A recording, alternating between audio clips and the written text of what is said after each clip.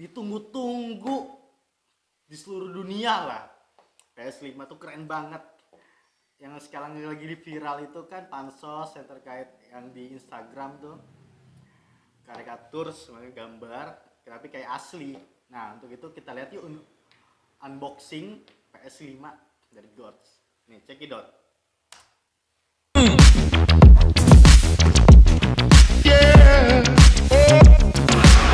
Alright, what's up? MKBHD here, and inside this kinda huge box is possibly the most hyped piece of tech of this entire year, and that is a PlayStation 5. So this video is a look at the final retail packaging for this console. So some of you might know I've been testing a preview Xbox Series X. This is final. This is what people who pay for it are gonna get.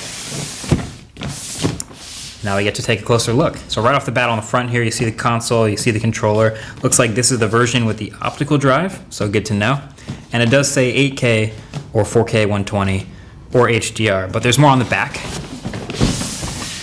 And we're basically getting now the whole console sideways, which I think I'm gonna end up having mine sideways, we'll see. It says 825 gigs up here, good to know. I think we might as well open it now. So let's see.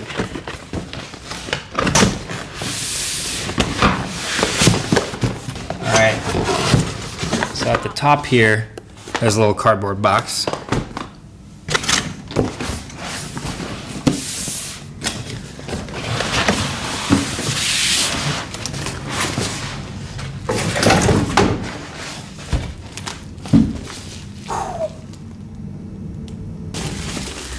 Let's see it. This is the styrofoam. This is a big console.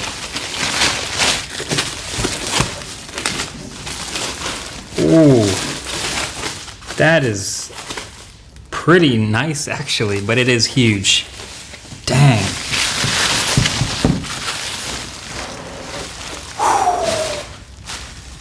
That is the PlayStation 5. That is a tall, but also kind of nice console.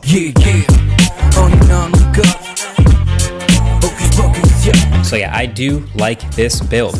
My original reaction to seeing the unveiling video was more strong. I think I called it like an alien spaceship in my first impressions, something like that. But seeing it in person, I do kind of like it now. But by the way, so in the cardboard box, just to finish off the unboxing, you've got the power cable to plug it straight into the wall, no brick. You've got one new DualSense wireless controller, which we'll get to.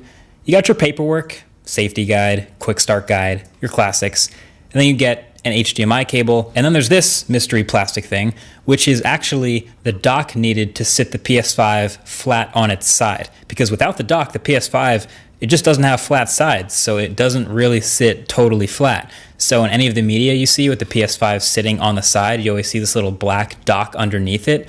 That's this thing. So don't throw this out. It attaches if you want it. You can, hide it away if you don't, but you'll probably want to have this around if you ever switch to it sideways someday.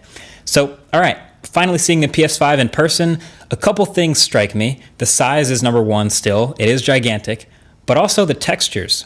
It's a matte finish again on the white outside part, and then the inside is very glossy, as you can see with the reflections.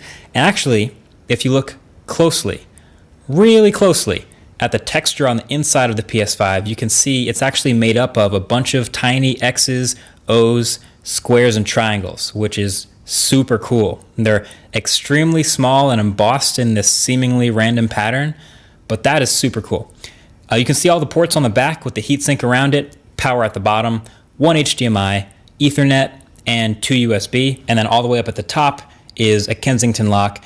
Then at the front is your full-size USB, your USB Type-C, and then at the bottom, the disk eject button and the power button. So with that disk drive you have on the side for your physical games, you do get eject button still.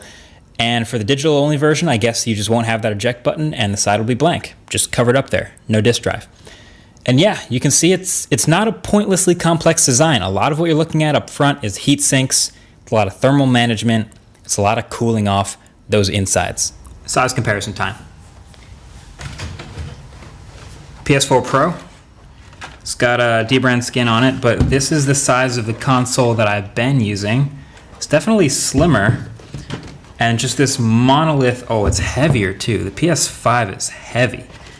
and it's definitely going to be taller, wider. It's bigger in every dimension, and it's heavier. And I guess it really depends on what underneath your TV looks like about whether this height difference will matter to you or not, but that height difference is real. If you're putting it underneath something that didn't have enough clearance before, airflow will be even more restricted because of the size of this thing. Xbox Series X. This one's an even more impressive difference here. I mean, the PlayStation just kind of dwarfs it at this point. And I don't know if that's an efficiency thing. I don't know if you're putting it next to your TV, you might not care so much about that. But as far as just the footprint, the sheer footprint of the PS5, I think we're really seeing now how massive this thing is. Kind of looks like a fancy building, like a really cool architected. I don't know what building I'm thinking of, but it kind of looks like a building. But of course, there's more to the PS5 than just the console itself. There is also all the accessories. Let's get into those. So inside this box, you'll have a DualSense wireless controller if you get one separately.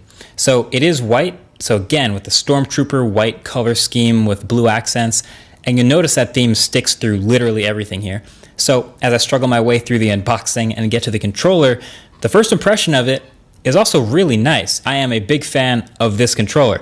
Now the PS4 controller to me was fine, but I actually liked the Xbox Elite controller more because it's a little bigger in my hands, it fits well, it just feels higher quality.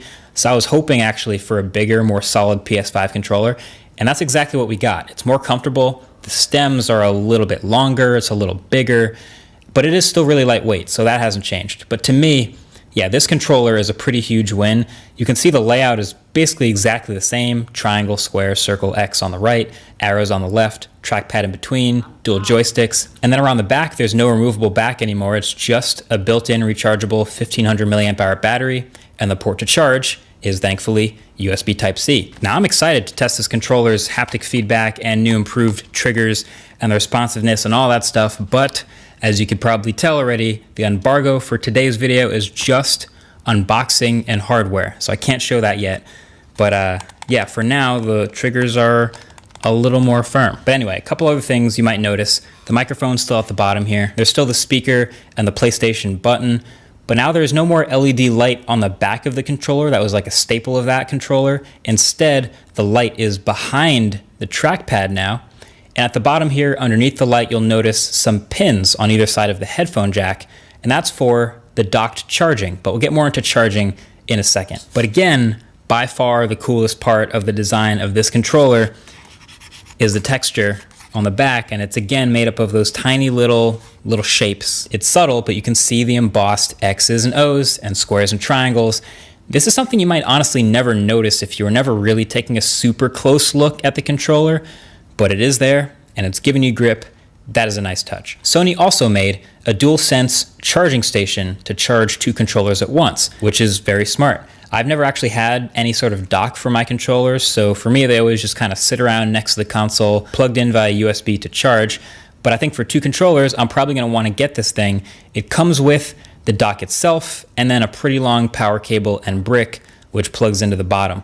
The controller lines up the pins at the bottom with the pins on the charger, and it just pops right on. And it faces upright so you can see the charging LED color behind the trackpad to know if you're done charging or not. It's great. I kind of wish the dock was a little heavier though. Like it would feel higher quality if it was a more solid base and I could just slam the controller in there. But the rest is great. You're freeing up USB ports on the front of the console, and if you can spare another wall outlet for this charger, seems like a good buy. Also, the click-in is very satisfying. Oh, they should have done magnets though.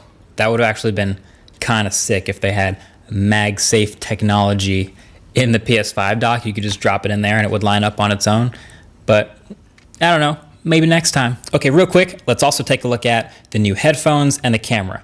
So the new Pulse 3D wireless headset here is pretty distinct. This is a design that looks to be like super minimal. It's this white and black headset for the PlayStation that'll do 3D audio with certain games that support it. So they drop dual microphones in here for better audio quality and noise cancellation, and they promise a 12-hour battery life.